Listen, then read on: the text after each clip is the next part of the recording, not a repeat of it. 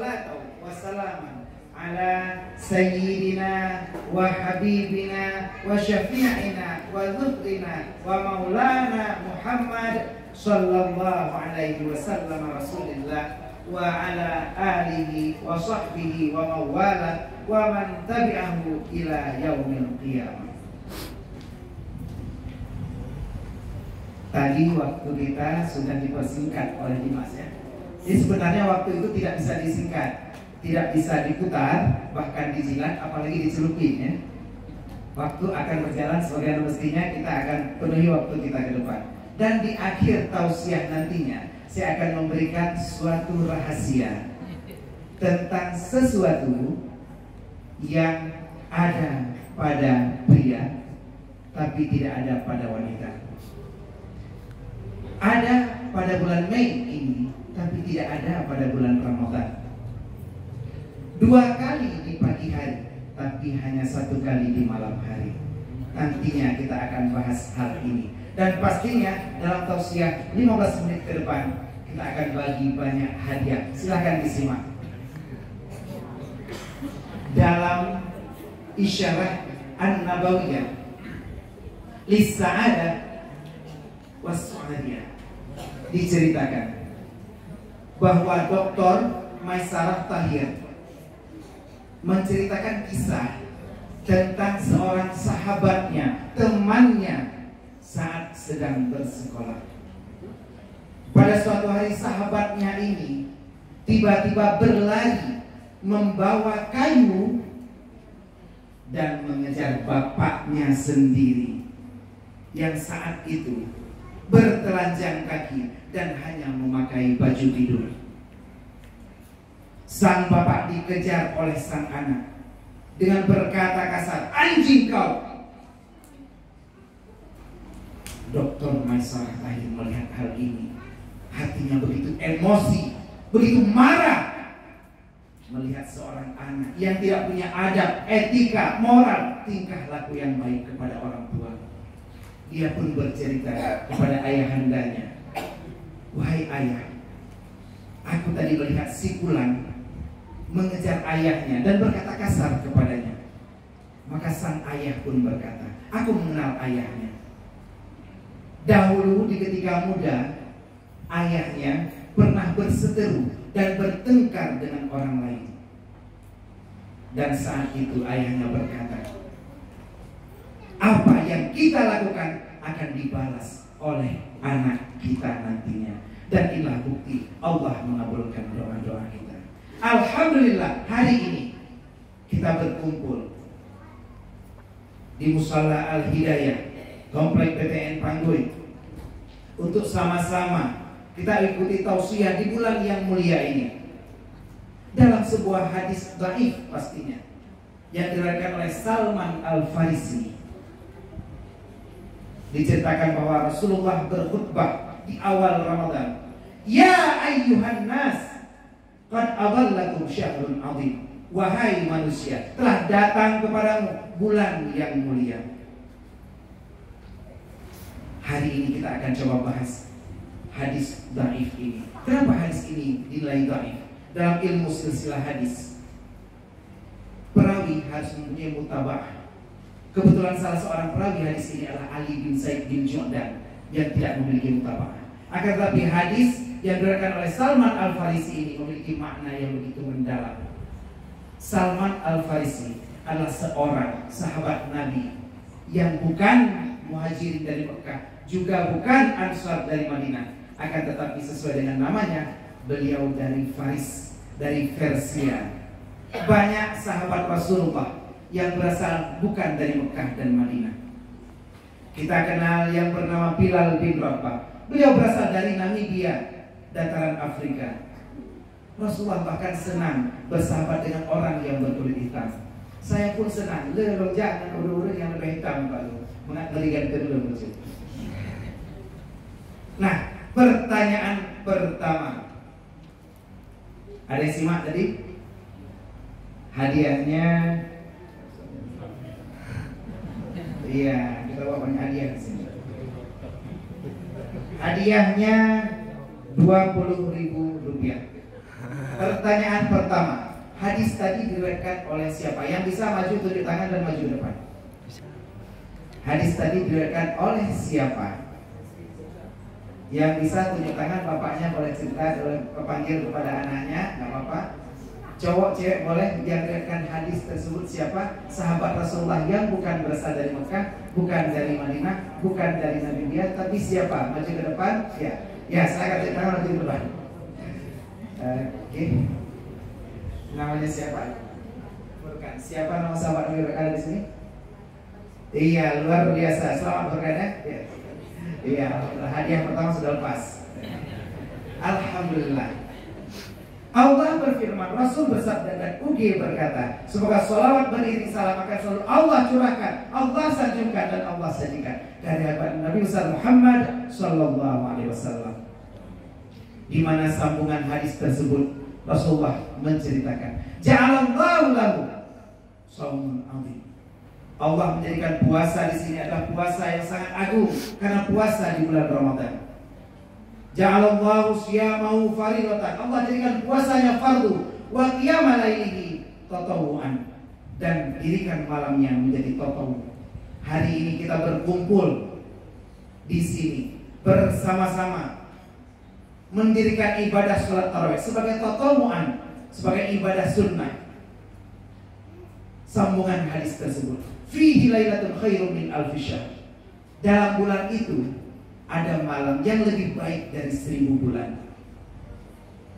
Bulan itu disebut bulan Ramadan. Dalam bulan Ramadan ada malam yang lebih baik dari 1000 bulan, yaitu malam Lailatul Qadar. Inilah yang ditegaskan oleh Rasulullah agar selalu dicari dan dicari kepada keluarganya, sahabatnya, tabi'in, tabi'in, ulama mutaqaddimin, ulama mutaakhirin, dan ulama yang mu'tabar. Pertanyaan kedua, yang bisa, malam apakah yang lebih baik dari 1000 bulan? Maju ke depan. Ada yang masuk 20.000, maju ke depan. Kita tetap orangnya saja. Ada yang masih 20.000 ya. Namanya siapa? Evan, luar biasa. Malam apa nak? Malam Lailatul Qadar. Subhanallah. Ya, terima kasih ya. Alhamdulillah. Kata-kata ikram wa ta'dhiman ulun Tuhan kepada Al-Mukarram yang mengundang ulun Tuhan dan pengurus Musala Al-Hidayah, yaitu Bapak Karimuddin. Terima kasih. Alhamdulillah sudah 2 tahun pastinya. Dan kepada seluruh pengurus, ada Pak Fauzi, Pak Zayyad, ada seluruh, ada Pak Herudin, dan seluruh jamaah dan juga pengurus tetap dari Musala Al-Hidayah ini.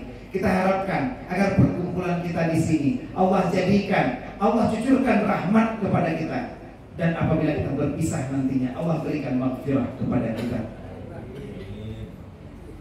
Sambungan hadis ini, syahrun wa awwaluhu rahmah wa awsatuha maghfirah wa akhiruha itqum minan nar. Bulan Ramadan ini adalah bulan yang awalnya merupakan rahmat atau kasih sayang, yang pertengahannya adalah maghfirah atau ampunan, dan ketiganya adalah pelepasan dari api neraka. Alhamdulillah, hari ini kita masuk putaran kedua, 10 yang kedua dari bulan Ramadan. Tepatnya hari ini hari 11 malam 12, dan insya Allah kita akan bergelut selama 10 hari di sini di putaran kedua. Di putaran kedua ini adalah putaran maghfirah, putaran ampunan dari Allah. Dan pastinya kullu bani Adam khata'un, semua yang hadir di sini, semua anak Adam, semua melakukan salah. Wa khairul khata'in at-tawwabun, sebaik-baik orang yang bersalah adalah orang yang bertaubat kepada Allah. Dalam menyempurnakan taubat kita kepada Allah, ada 3 hal yang harus kita lakukan. Kita harus selalu bermuasyarah, berkelakuan baik, dan bergaul dengan 3 hal ini. Yang pertama, secara horizontal. Yang kedua, secara vertikal. Dan yang ketiga, secara diagonal. 15 menit ke depan akan kita coba bahas secara cepat tentang ketiga hal ini. Kaum ayah ketua, asyurga Allah. Yang pertama, untuk menyempurnakan taubat kita, diharuskan kita bergaul baik secara horizontal, artinya dengan seluruh manusia. Wa ta'awanu 'alal birri wat taqwa wa la ta'awanu 'alal itsmi wal 'udwan. Bergaullah kalian, bertolong-menolonglah kalian atas kebaikan dan takwa. Jangan tolong-menolong di atas dosa dan permusuhan. Hari ini di bulan Ramadan, kita tingkatkan ukhuwah Islamiyah kita bersama seluruh jamaah, seluruh warga komplek, seluruh warga Panggui. Hari ini bersama kita diimami oleh Imam Panggui, yaitu Tunku Nasrullah, dengan suara merdunya. Insya Allah seluruh warga Panggui walaupun di luar komplek akan selalu bermuasyarah, apalagi terutama yang di dalam komplek. Bagaimana anak-anak kita telah membangun keakraban ini dari kecilnya. Kita lihat anak-anak, mereka sambilan berada di dalam mushola, mereka bermain-main, bersenda gurau, bercengkrama dengan tawa ceria. Di tempat ulun tuan anak wadah tengah taraweh, sering malah yang bermain-main berlarian sambil main sepot-sepot di jagung dengan kain sarung yang berbagai model. Ada di sini? Ada yang nggak ngaku? Iya. Macam-macam mereknya. Ada yang merek wadidaw, merek apa? Ya, nggak boleh sebut merek di sini. Ada gajah duduk, gajah pangku-pangkuan, gajah peluk-pelukan, kita nggak tahu. Tapi nggak apa-apa. Biarkan mereka bermain, bercengkrama, nggak sakit. Kain sarung disebut harus sakit. Ada tapi sekali kejadian beruntung. Ternyata bukan kain sarung, tapi sarung tinju. Nah ini yang bahaya. Biarkan permainan bercengkrama bersama anak-anak. Akan tetapi yang jangan bermain mercun. Kenapa? Kalau ada bermain mercun sini ada ya.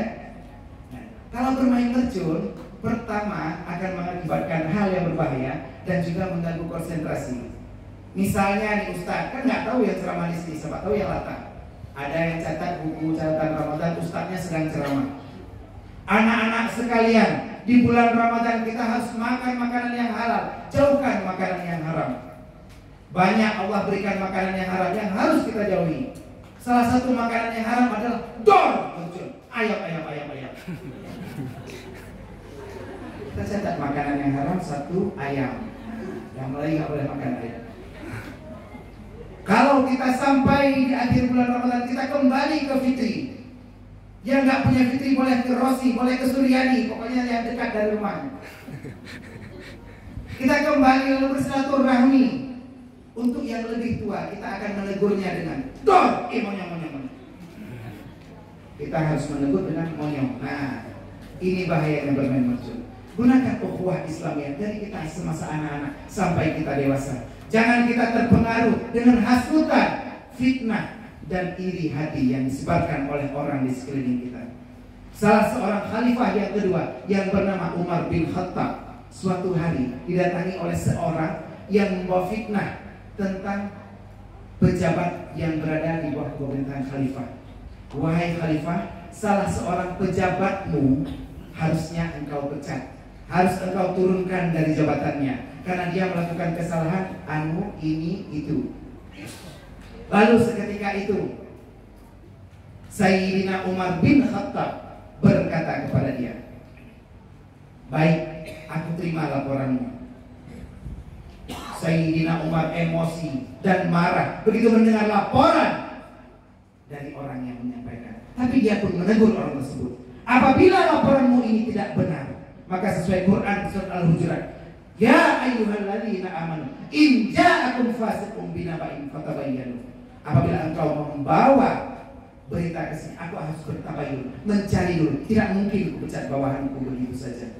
Akan tetapi bila engkau memfitnah dia, maka hati-hati, azab Allah akan sangat pedih. Hari ini aku bertanya kepadamu, apakah yang engkau bawa ini kebenaran ataupun kebatilan? Kalau aku ketahui yang engkau bawa adalah kebatilan, maka pedangku yang akan memisahkan kepalamu dari badannya. Seketika itu orang itu pun cium dan meminta maaf atas apa fitnah yang dibawa kepada pejabat yang berada dalam tata pemerintahan Sayyidina Umar bin Khattab. Inilah bukti bagaimana kita harus menjaga silaturahmi dan ukhuwah sesama manusia. Pertanyaan selanjutnya, siapa yang tahu nama khalifah yang kedua? Maju ke depan. Ya, maju ke depan. Luar biasa, dia masih 20.000 rupiah. Siapa namanya? Muzadi ya. Bukan di mas saya tadi di protokol ya. Ya, selamat ya. Siapa namanya? Belum bisa, Pak. Umar bin Khattab, luar biasa. Iya. Saya nggak jawab, minta balik hadiah. Masyaallah muslimin wa suratul mukminin rahimakumullah. Yang kedua, kita menjaga hubungan kita secara vertikal kepada Allah Subhanahu wa taala. Qul in kuntum tuhibbunallah fattabi'uni yuhibbukumullah. Katakan wahai Muhammad, jikalau kalian sekalian warga Komplek Pantai, warga Kota Lusman, warga Provinsi Aceh, warga negara Indonesia, jikalau engkau sekalian cinta kepada Allah, maka ikutilah apa yang diajarkan oleh Rasulullah. Bagaimana sunnah yang diajarkan Rasulullah, itulah bukti cintamu kepada Allah. Dengan puasa di bulan Ramadan, inilah bukti cinta kita kepada Allah Subhanahu wa taala. Di mana Allah berfirman sebuah diskusi, kullu amalin bani Adam lahu illa shaum. Semua amal anak Adam baginya kecuali puasa. Fa inna shaumli, sesungguhnya puasa itu bagiku kata Allah. Wa ana ajzibi, dan aku akan membalasnya. Begitu banyak fadilah yang diberikan dalam bulan puasa. Dengan kita berpuasa, menjaga hubungan vertikal kita dengan Allah, sehingga Allah memberikan maghfirah kepada kita. Man shama ramadhana imanan wa ihtisaban, ghufira lahu ma taqaddama min dhanbi. Barang siapa yang berpuasa Ramadan dengan iman dan mengharap pahala dari Allah, maka Allah akan mengampunkan dosa-dosanya yang telah lalu. Insya Allah kesempatan di malam tarawih malam ini kita tingkatkan hubungan vertikal kita kepada Allah, amaliyah kita kepada Allah. Allah akan berikan berbagai macam maghfirahnya kepada kita. Pertanyaan selanjutnya, apa fadilah dari puasa Ramadan? Allah akan ampunkan apa? Silakan bagian bisa. Ada apa? Maju aja. Iya, maju aja. Tadi udah tunjuk tangan. Allah akan ampunkan apa bagi yang mau berpuasa di bulan Ramadan? Silakan. Hadiahnya masih sama, 20.000 rupiah. Ayo. Man shoma ramadhana imanan wa ihtisaban, ghufira lahu ma taqaddama min dhanbi. Barang siapa yang berpuasa di bulan Ramadan, Allah akan ampunkan apa? Ayo maju ke depan. Ayo. Cewek juga boleh? Iya, silakan saya. Luar biasa Anda. Iya, maju saya. Ayo maju, jangan malu-malu. Lumayan bisa beli apa ini? Singlet baru lah ya. Singlet baru alhamdulillah mau dipakai di hari raya. Tak punya pun tak apa-apa, terus punyanya. Masih punya singlet yang lama ya. Luar biasa. Subhanallah. Iya, siapa namanya sayang? Oh, Umera Balkis ya. Siti Mahira Balkis. Apa yang diampunkan oleh Allah sayang? Dosa.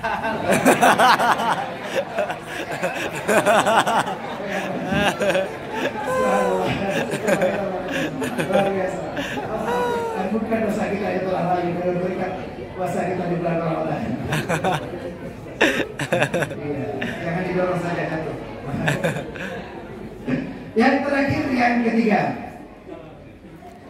kita harus menjaga hubungan kita secara diagonal. Artinya bukan hanya dengan manusia, bukan hanya dengan Allah, akan tetapi kepada selain Allah dan manusia. Ada dengan alam yang dimana kita berinteraksi, juga dengan binatang, dengan lingkungan, dan pastinya di bulan Ramadan ini interaksi kita yang paling hebat yaitu dengan Al-Quran. Syahrul Ramadan alladzi unzila fihi al-Quran hudan lin-nas wa bayyinatin minal huda wal furqan. Bulan Ramadan adalah bulan diturunkannya Al-Quran sebagai petunjuk bagi manusia dan pembeda antara hak dan yang batil. Di bulan Ramadan ini kita mendengar banyak ayat yang diturunkan dan berkenaan dengan puasa, yaitu di surat Al-Baqarah. Syahrul Ramadan juga berada di surat Al-Baqarah. Dari mulai Al-Baqarah 183, ya ayyuhalladzina amanu kutiba alaikumussyam kama kutiba alal ladzina min qablikum la'allakum tattaqun. Begitu banyak petunjuk yang Allah berikan di dalam Al-Quran. Bahkan selama bulan Ramadan kita harus berinteraksi minimal 3 macam dengan Al-Quran. Yang pertama dengan membaca, yaitu qiraah. Kita disebut qari, yaitu kita mengaji. Yang kedua dengan mempelajari atau mengkaji Al-Quran dengan ilmu nahwunya, sharafnya, badi'nya, mani, bayan dan juga ilmu tafsirnya. Dan yang ketiga, apabila memungkinkan, kita bisa menggunakan waktu kita Ramadan untuk menghafal Al-Quran. 1 hari cukup 1 juz, 30 hari kita bisa selesaikan 30 juz. Bagaimana 114 surat, 6.666 ayat yang Allah turunkan tepatnya di malam 17 Ramadan. Malam 17 Ramadan nanti kita akan berkumpul di sini sambil makan kambing ya pastinya. Kita akan rayakan Nuzulul Quran, malam turunnya Al-Quran, di mana begitu banyak hal yang dapat kita petik dalam Al-Quran. Insya Allah dengan menjaga hubungan diagonal kita bersama selain Allah dan juga manusia, yaitu dengan Al-Quran, kita akan bisa mempertahankan eksistensi kita beribadah agar Allah mengampunkan dosa-dosa kita. Di malam Ramadan kita lakukan tadarus Al-Quran. Di sini malamnya tarawih ada orang tua dan juga anak-anak di sebelah sana. Paginya ada ibu-ibu, lakukan tadarus. Mulai dari surat-surat Al-Baqarah seperti tadi sampai juz 1 aja ada 140 ayat di surat Al-Baqarah. Kita baca dari awal. Insya Allah selesai Ramadan, selesailah pembacaan ayat suci Al-Quran kita.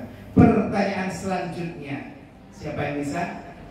Ayat-ayat yang berhubungan dengan puasa banyak terdapat dalam surah titik-titik. Maju ke depan yang bisa.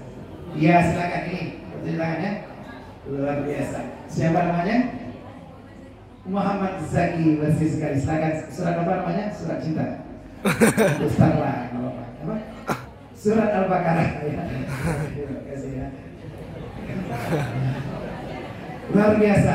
Inilah apa yang kita dapat. Bagaimana anak-anak kita, inilah generasi penerus kita yang akan menjaga hubungan horizontal, vertikal dan juga diagonal, sehingga putaran kedua, putaran maghfirah, akan selalu mendapatkan ampunan dari Allah Subhanahu wa taala.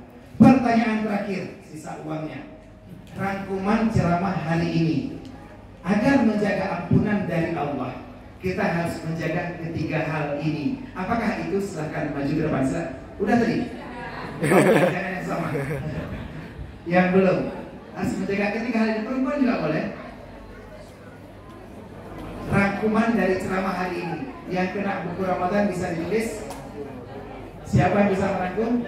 Untuk menjaga maghfirah dari Allah, kita harus menjaga hubungan dengan ketiga hal ini. Siapa yang bisa maju ke depan yang terakhir biar kita tidak telat. Iya, silakan.